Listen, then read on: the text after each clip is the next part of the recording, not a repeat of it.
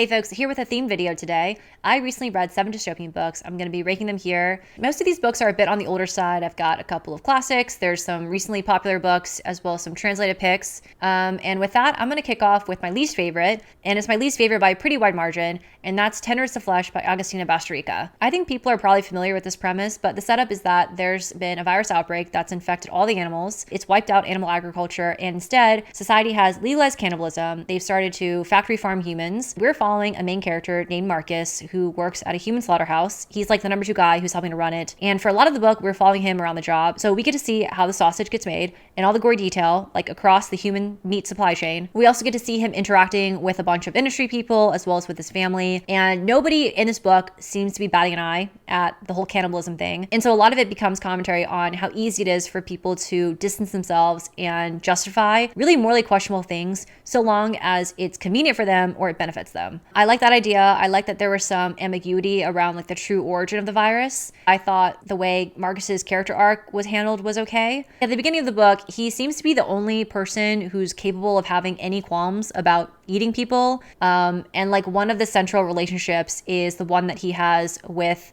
his own domestic human livestock, who's this young woman. That was all fine. But my biggest issue with this book is I just didn't like the writing. I thought it had by far the worst writing out of all the books on this list. And so that unfortunately rendered a lot of what it was trying to do kind of ineffective for me. The book kind of read like an instruction manual in both the prose style and in the level of subtlety. There were a lot of scenes that jumped out at me in a bad way. I remember this one where the main character is walking through this dilapidated and empty zoo, and it's describing him seeing graffiti on the wall that says, "We miss the animals." I don't know, that took me out. I did like that we get confronted with the extreme violence of this world. Like immediately, it's line 1, page 1. But then as that wore on, I know it's meant to be repetitive. I just didn't appreciate the repetition. Super one note to me. It just became Bubba, like listing out shrimp recipes, except for cannibalism. And then all of that was wrapped up in this really self-serious tone that just made all of the inconsistent and silly aspects of the world building and the characterization just really stand out. So yeah, this one was kind of a dud for me. The Lathe of Heaven by Ursula K. Le Guin. This is my first Le Guin, who I know is a pretty big name in sci-fi.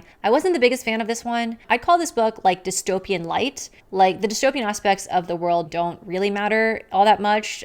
You could have the starting point of this book start off in like modern times and you would lose nothing in the way of meaning. The premise here is we're following a main character named George Orr. He one day wakes up and realizes that some of his dreams have the power to shape reality. And this is pretty scary for him. He can't control his dreams. He inadvertently causes a death in his family. So then he ends up getting addicted to drugs. He gets put on this government mandated psychiatric program where he meets a psychologist named Dr. Haber. And once Haber finds out George's secret, this guy starts power tripping. He starts trying to play God. He tries to use George's dreams to make drastic changes to society for the greater good. And that ends up having these really massive ripple effects. And so this book is raising a bunch of these philosophical questions around if you had the power to change society for the better, do you have the right to? Do the ends justify the means? Who gets to decide what better looks like? Are humans even able to comprehend what that would mean? And it's exploring that through a bunch of these thought experiments around like, what if you changed XYZ about society? What would that look like in practice? Which does sound exciting, but it just never fully got there for me. And part of it is like the way the story set up, you're presented with these multiple realities from George's dreams.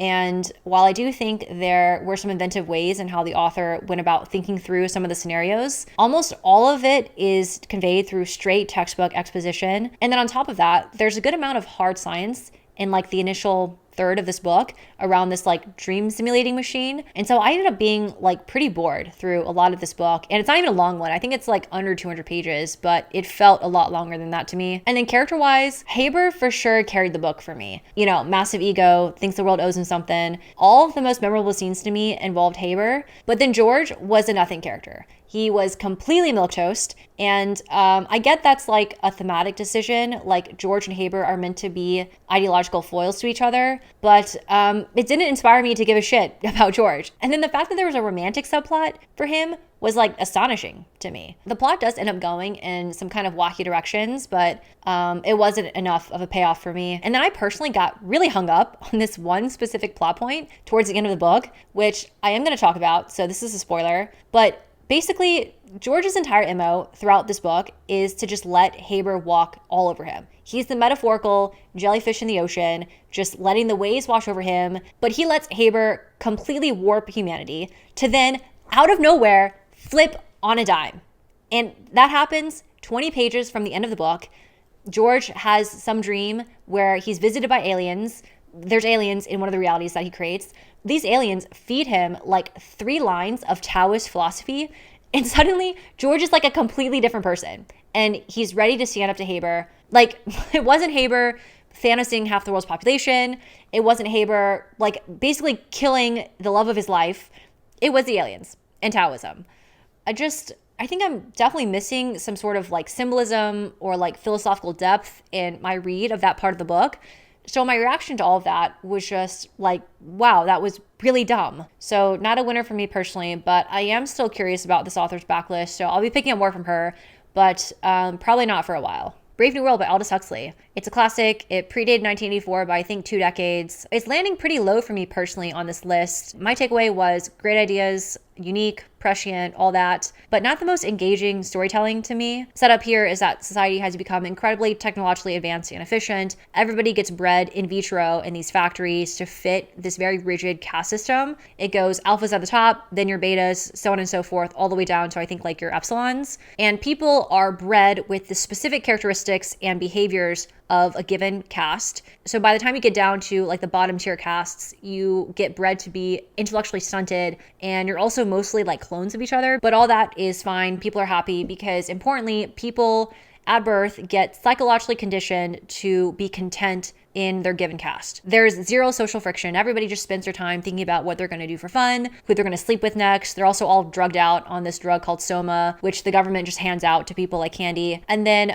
most of the characters we're following in some way or another see themselves as outsiders to this society. And so throughout the book, we're just seeing these people kind of get ground down by the system. My favorite part of this book had to be the opening scene where we're being given this tour around a conditioning center and we're just seeing all of the really messed up stuff they're doing to children. We see like row after row after row of these cloned infants, and they just have little radios whispering propaganda in their ears. That was pretty terrifying. I would also say this was definitely the most like overtly satirical book in its tone. We get some very theatrical and campy moments. You have people chanting orgy porgy in scenes. Women get described as pneumatic in this world, and that's like the highest compliment you could pay a woman. We get lots of really silly like pearl clutching from characters. Like characters will see an old person for the first time and they'll just have a complete meltdown. They think it's so grotesque because the society has gotten rid of physical signs of aging. I'm describing this book now and I kind of wish I liked it more than I actually did. I just never got all that excited about what was going on.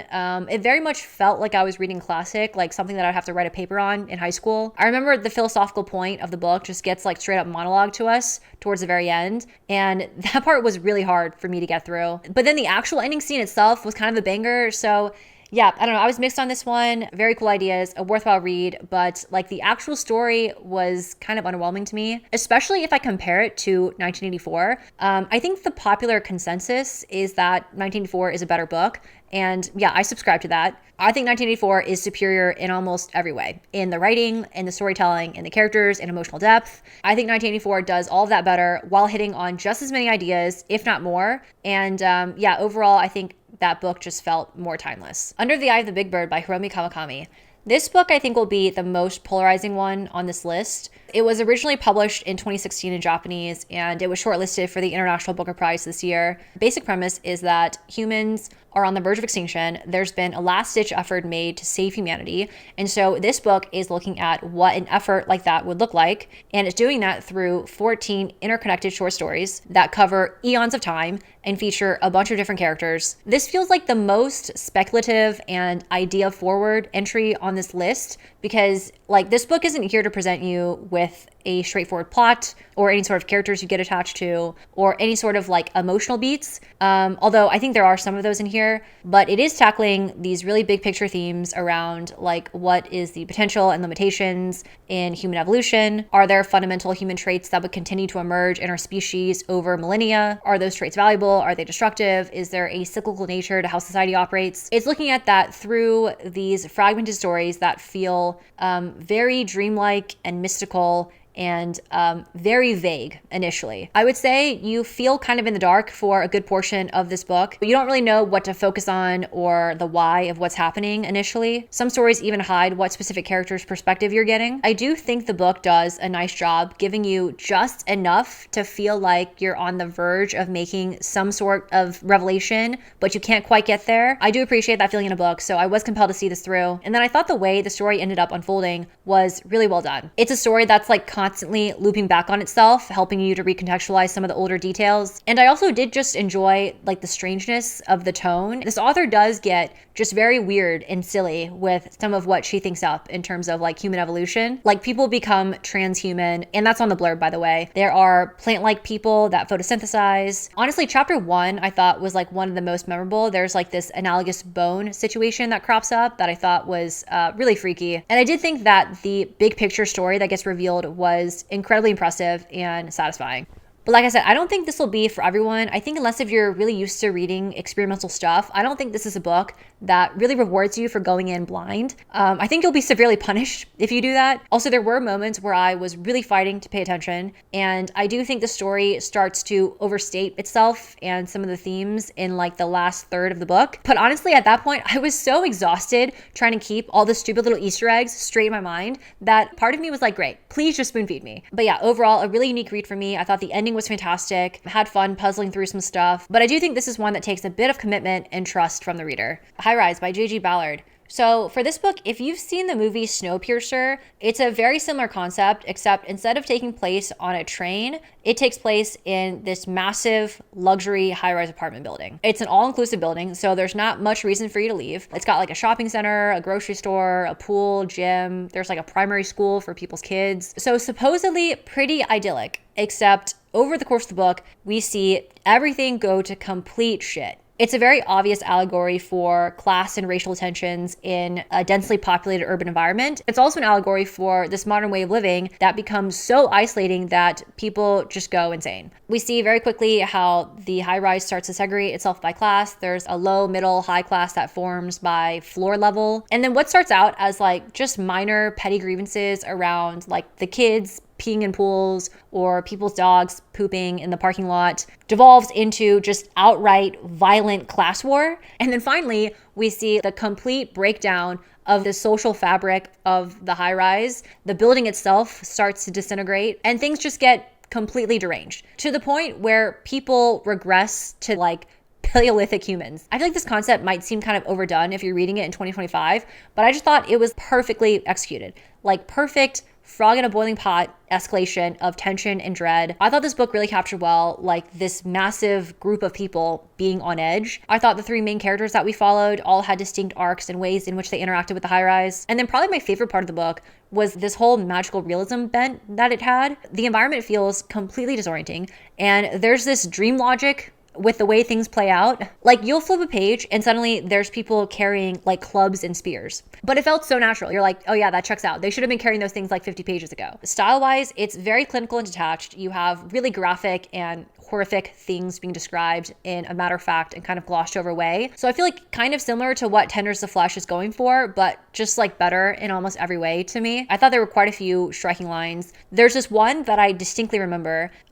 It's describing a character looking out his window at the city skyline. This high-rise is like right outside of London, and the skyline is described as resembling the brain activity from the encephalogram of a disturbed mental patient. I'd say the couple of gripes I have here are that there are some sections that get a little bit academic just in terms of like the very direct commentary on specific themes, and there are certain specific metaphors that would come up a little bit too often for me, but not in a way that was like overly distracting. I overall still really love Ballard's writing, so I was okay just reading him endlessly describe trash piling up in this apartment building, which admittedly is a lot of what this book is. I Who Have Never Known Men by Jacqueline Harpman. So I'm on the same page as everyone else who loved this book. Premise here is we're following an unnamed narrator who at the beginning of the book is living in this underground bunker with 39 other women. They're all being held captive in this cage-like structure, and they're constantly being surveilled by these guards. They don't know why they're being held there. They also barely remember how they even got there. It's been over a decade that they've been held captive. Our narrator is the only child in this group of women. She's like 14 years old when the book opens, and she's the only person who's basically been raised in captivity. So this is all she's ever known. It's a very menial existence. The women aren't allowed to touch. They aren't allowed to speak too loudly to each other or to show too much emotion, and the guards will crack these whips in order to keep the women in line. But outside of that, they don't even acknowledge the women's existence. And so it's a story of survival through just relentlessly bleak and hopeless conditions,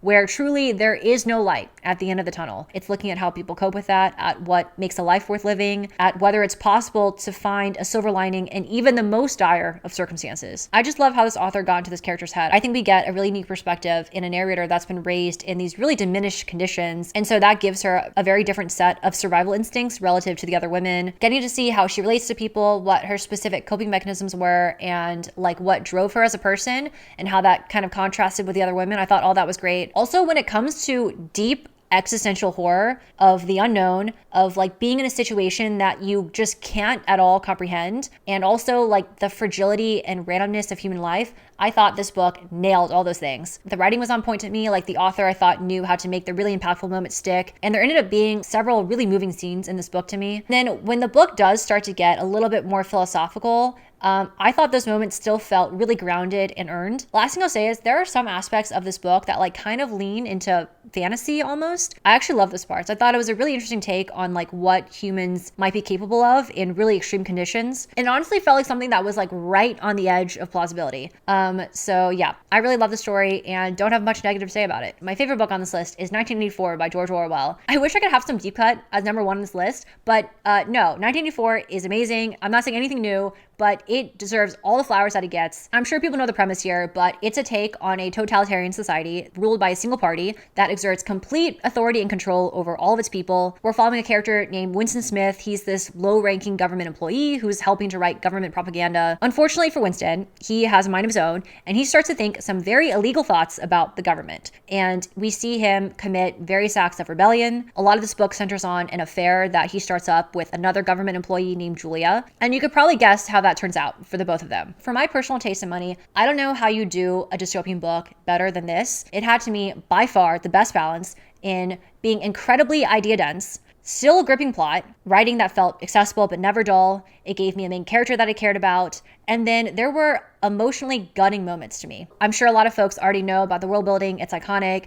It's a government that has so much control over its people that it can deny basic logic. It can erase history. It can manipulate memory. I can't really do it justice talking about it here. But importantly, we're seeing all of this detail through the lived experience of the character Winston, who I thought was so easy to connect to. The writing, I thought, really sold how oppressive and threatening the state feels. It's established right from the jump through really great scenes. You have one of the opening scenes with Winston feeling so scared that he's like shaking and about to throw up from just like writing something down on paper, because that's an offense that's like punishable by death. He's constantly paranoid and trying to read into people's expressions because he thinks he's about to get reported to the thought police. You have him like constantly thinking about controlling his own facial expressions in front of the telescreens, which is the device that's used to surveil people. And then he goes through a lot of this book being like kind of nihilistically resigned to his fate, and the fact that he's gonna get vaporized is just like a matter of when. I loved all of that. I thought the relationship between Winston and Julia felt meaningful, and so there were real emotional stakes. I also thought this was the funniest book on the list. Like the humor is a little bit more subdued than in Brave New World, but I think that just meant when those moments did come, it just was more impactful to me. I thought there were some hilariously absurd scenes, especially in the first half of this book. The ending couldn't have been more perfect. I truly think you could pick this up as like an airport read and fly through it. Like the story felt that gripping to me. I mean, there's a section of this book that gets into like the political and economic theory behind the party slogan, but it's a small section. It still felt really accessible, and I thought it just made the world that much more rich. This was my first time reading this book, and I thought it was so deservedly hyped and just all around triple plus good experience. That's all I got. I would love to hear anyone else's thoughts on these books if you've read them. Thanks for sticking around, and I will see you next time. Bye.